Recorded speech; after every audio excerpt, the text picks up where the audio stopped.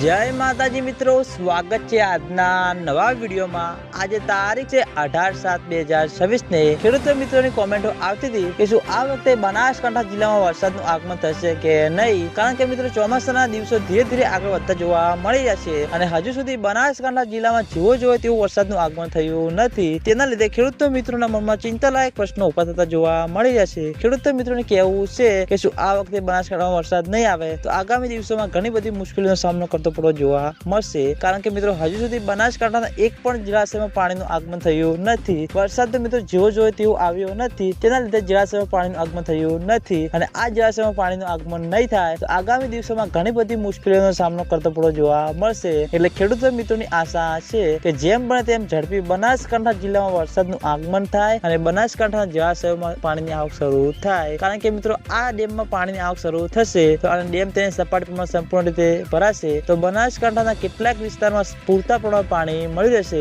અને ખેડૂતો મિત્રોને સિંચાઈ કરવામાં પણ પાણી મળશે। અને આજના વિડીયોમાં આટલું હતું। તમે બધા અમારી ચેનલ ઉપર નવા હોય તો વિડીયોને લાઈક કરી દેજો, કોમેન્ટ કરી દેજો અને ચેનલને સબસ્ક્રાઇબ પણ કરી દેજો। તો મિત્રો જય માતાજી।